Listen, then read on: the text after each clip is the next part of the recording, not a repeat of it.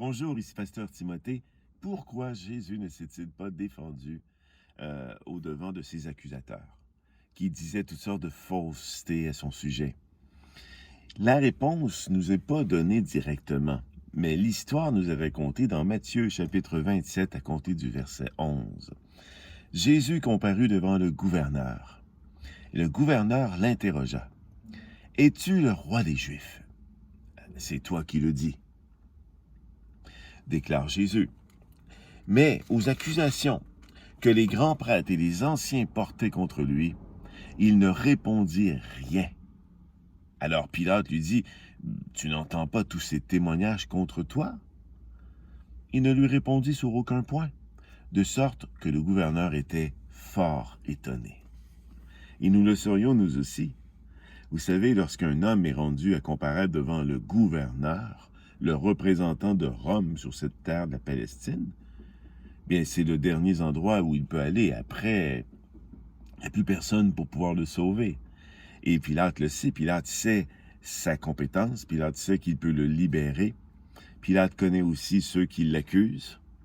Il voit aussi la fourberie. C'est un homme d'expérience, un homme qui a l'habitude des guerres, un homme qui dirige des milliers de soldats romains. Il sait reconnaître qui est criminel, qui ne l'est pas. Il voit en Jésus que ce n'en est pas un du tout.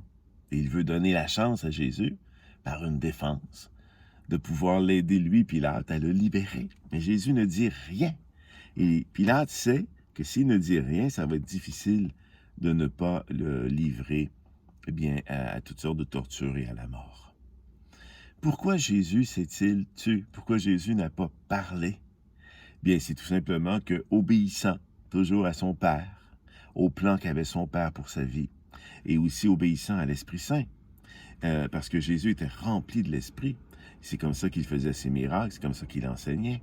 Eh bien, c'est comme ça aussi qu'il a appris à se taire, à ne rien dire. Et je crois que c'est un modèle pour nous également. Lorsqu'on nous accuse à tort, on est porté humainement à vouloir dire toutes sortes de choses pour nous défendre. Et ce faisant, on rentre dans le jeu de l'ennemi, le jeu du malin. Alors que, parfois, la meilleure défense, c'est de ne pas parler, c'est de laisser Dieu agir, c'est de laisser l'Esprit nous guider.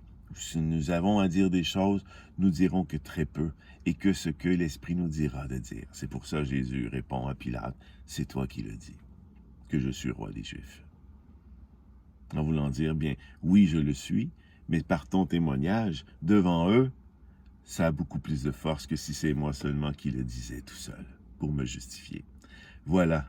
Alors, voilà ce qu'il faut faire, voilà comment il faut laisser l'Esprit nous guider, laisser l'Esprit nous parler, et laisser l'Esprit dicter nos paroles, et laisser l'Esprit dicter nos silences. Et je vous le dis, il faut méditer là-dessus. Nous parlons trop parce que nous voulons humainement que les gens nous aiment ou que nous voulons rétablir les faits. Laissons Dieu agir. Et pour que son plan puisse s'accomplir par nos vies, que sa gloire puisse se révéler. Amen. Je vous laisse là-dessus. Je vous souhaite une très belle journée. Qu'elle soit bénie pour vous et pour moi. Et on se reparle très bientôt.